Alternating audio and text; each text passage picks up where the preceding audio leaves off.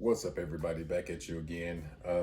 Just took a little bit of time to wrap my head around everything that's been going on, um, from the school shootings to people being trampled at concerts to people getting ran over at parades and active shooter events. It's kind of made me think about, you know, being complacent and what you need in this time more than ever, um, that maybe you might kind of forget or you might be complacent in. This here is my EDC Medical Kit. And, you know, just about maybe 2 months ago, I was driving around and I heard a big bang. And as I looked inside of my rearview mirror, almost as soon as I heard the bang, I seen a guy flying through the air, and he had hit an SUV in the intersection. And my complacency, you know, with my complacency, I did not have my EDC medical bag with me. So I was unable to assist. I was unable to help. I was pretty much useless. And with the scene of the world today and with everything going on, you know, your medical EDC is almost just as important as, you know, your sidearm or your EDC carry firearm or, you know, your get home bag or anything else.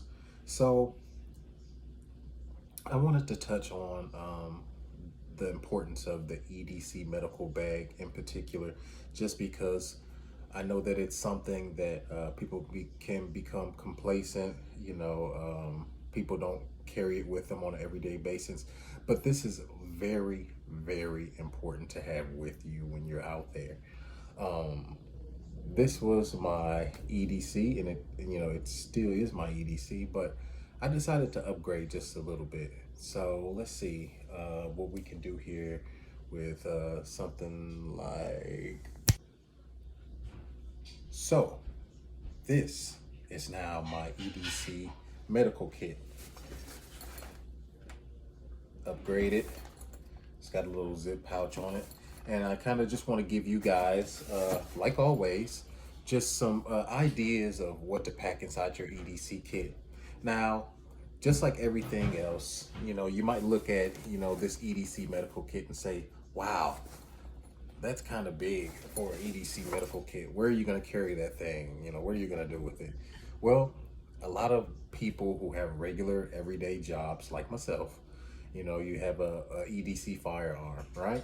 Well, inside the job, you can't carry that EDC firearm. Doesn't mean that you can't have it with you, but, you know, per a lot of job rules, you know, and formalities, you know, you might be able to have it with you, but you definitely cannot have it on your person. So, you know, that's kind of at everybody's discretion how they choose to go about that. Well, the same thing applies for your EDC medical bag, right?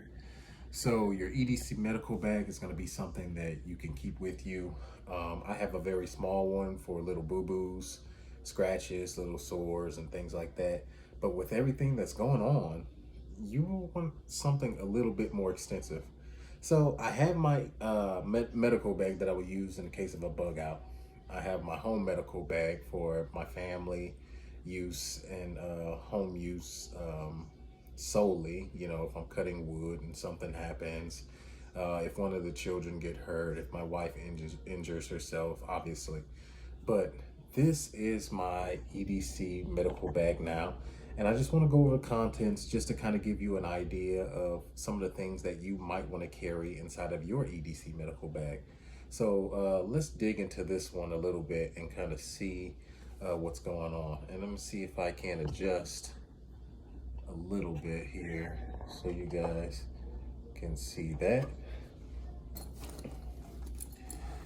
And I'll kind of throw these contents out just so you can see. As always, we're gonna keep a little light inside of our medical kit. We don't know, you know, under what circumstance, the emergency will happen. And if it is a low light setting, then we want to keep that inside of our medical bag.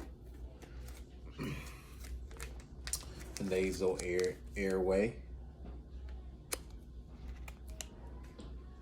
in case someone has an obstruction and we need to tend to them.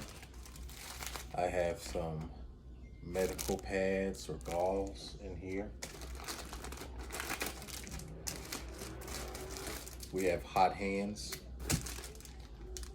We have medical grade forceps for sewing.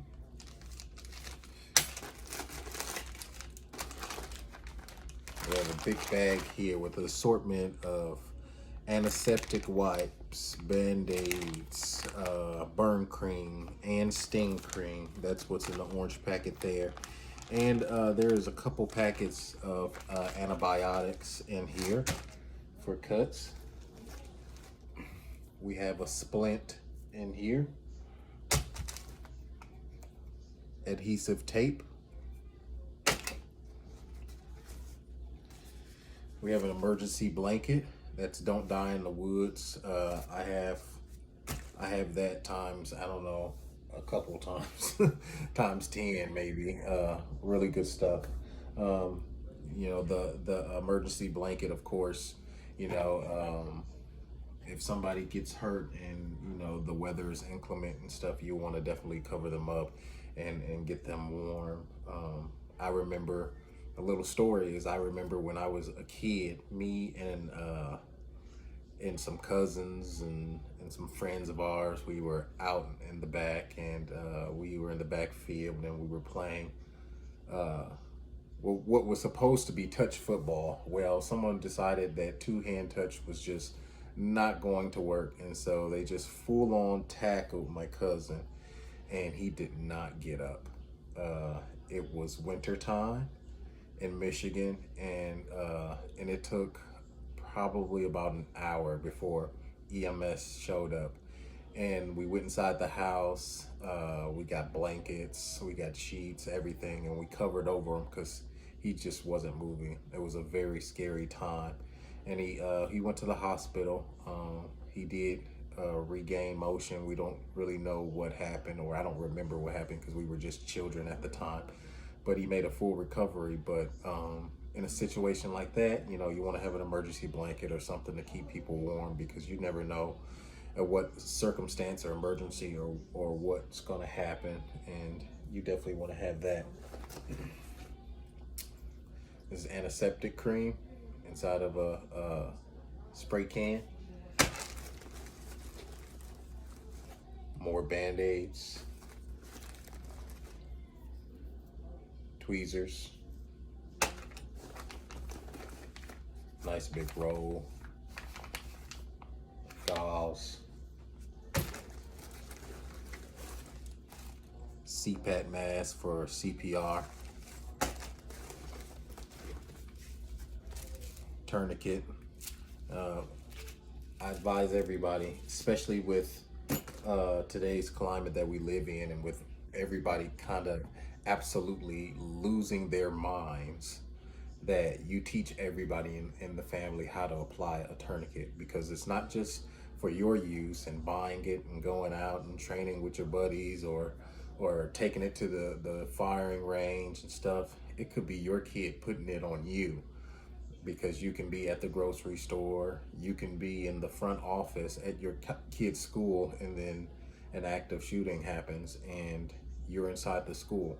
I mean, no parent is going to leave their child inside the school if they're already there. So don't think that just because, there's active school shooters, that circumstance might not be that you're not there the day that something crazy like that happens. And so make sure that you're teaching your kids how to use it, whether they're 8 years old all the way up. If they can pull tight enough and they can write, then you teach them how to use one of those. Medical grade sewing needle and thread already attached on there. And keep those as times 2. Keep that in there. And we got some more trauma pads. Trauma pads in there. That's times 4. Of course, gloves. Got sterile gloves in there. And chest seal. Make sure that you keep a chest seal in there. There's a lot of stuff going on in the world. So another story, just a few weeks ago, I had to defend my home. And there was an aggressive interaction, and no one got hurt. So you definitely want to have everything. It's been a crazy month.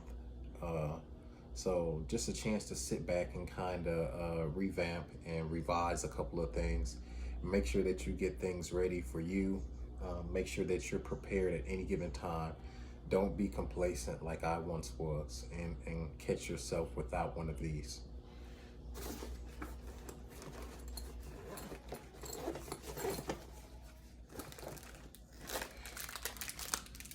We have some sports tape, self-adhesive, it sticks to itself. So we got that times 2 over here. We have a little thermometer in there, taking temperatures. You won't necessarily need something like that in an emergency, but I keep it in there. Just, hey, you know, it's COVID season, and now we have this Armatron thing, or you know, whatever it is. Sounds like a Decepticon or something. So antibiotic ointment, sting relief. Can't stress enough to have that. Making our way down to the bottom of the bag, or to the end of the bag, we have Tylenol. Keep that with you. These particular ones, it's six